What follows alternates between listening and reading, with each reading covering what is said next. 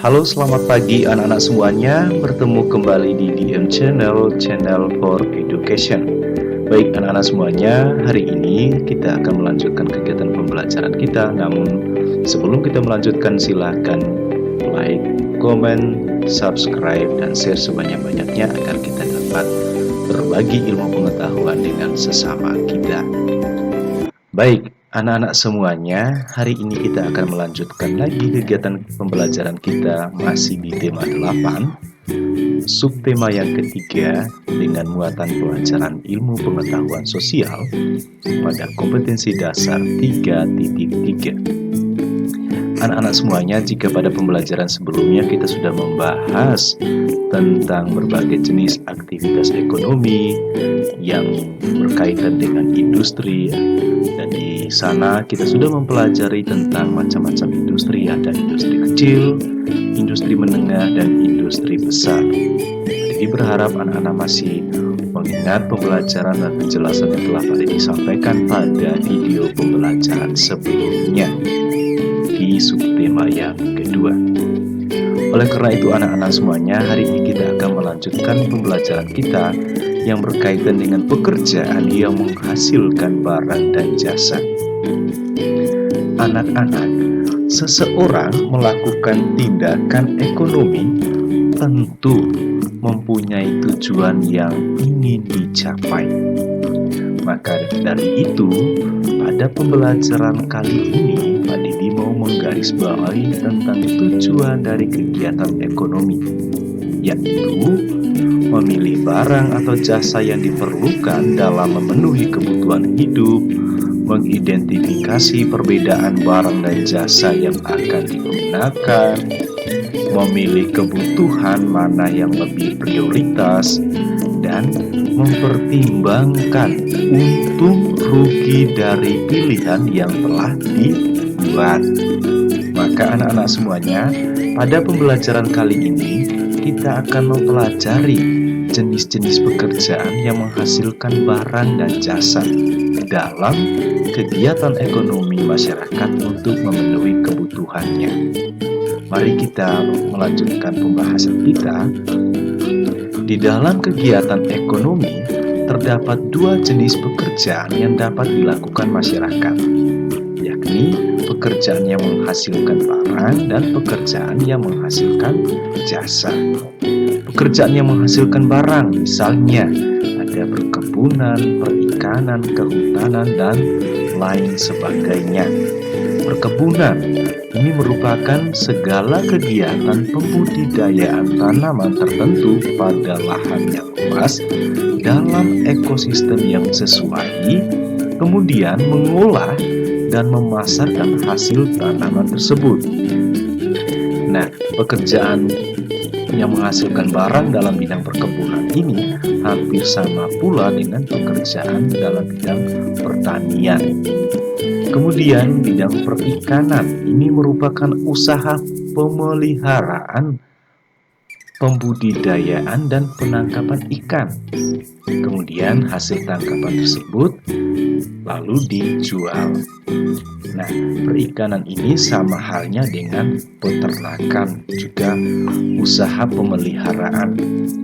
Kemudian kehutanan ini merupakan usaha pengolahan atau pemanfaatan tumbuhan yang terdapat di hutan untuk kebutuhan perumahan, perabot rumah tangga, industri, dan lain-lain. Maka poin pada pembelajaran ini, barang apa yang dihasilkan? Misalnya di bidang perkebunan yang dihasilkan ada perkebunan teh, maka yang dihasilkan teh. Kalau perkebunan itu adalah perkebunan kopi, maka barang yang dihasilkan adalah kopi. Kalau perkebunan itu adalah perkebunan cengkeh, maka barang yang dihasilkan adalah cengkeh. Demikian pun dengan perikanan. Kalau perikanan jelas barang yang dihasilkan tentu berupa ikan. Kalau peternakan, barang yang dihasilkan berupa hewan ternak. Kemudian di kehutanan, barang yang dihasilkan misalnya apa? Ada rotan atau kayu dan lain sebagainya. Nah, itu adalah pekerjaan-pekerjaan yang menghasilkan barang. Jadi ada bentuk barang yang dihasilkan dari pekerjaan tersebut. Berbeda dengan pekerjaan dalam bidang jasa. pekerjaan yang menghasilkan jasa ini merupakan pekerjaan yang menawarkan jasa dan bukan barang, tapi berupa pelayanan.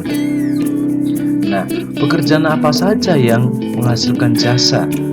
Ada guru, ada tukang cukur, ada montir, ada pengacara.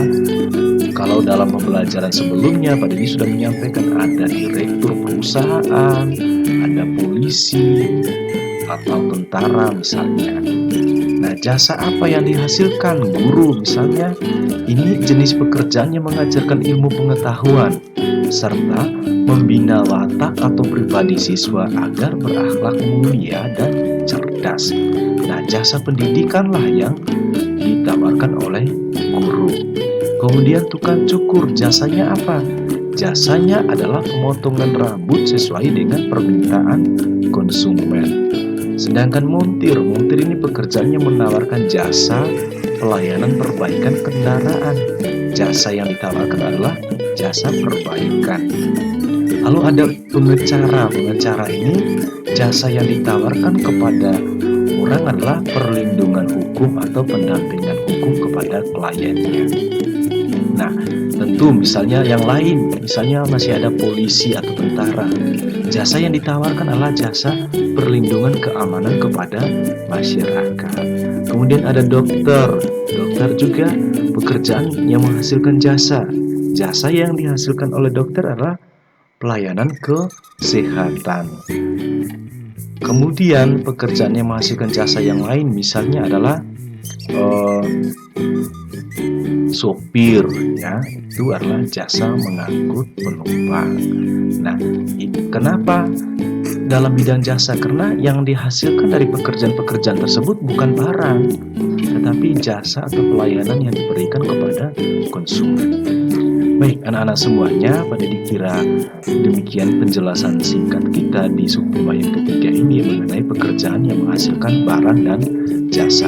Oleh karena itu, sebagai bahan latihan pengetahuan, silakan jawablah pertanyaan penuntun di bawah ini. Yang pertama, jelaskan tujuan dari kegiatan ekonomi. Kemudian yang kedua, sebutkan contoh pekerjaan yang menghasilkan barang.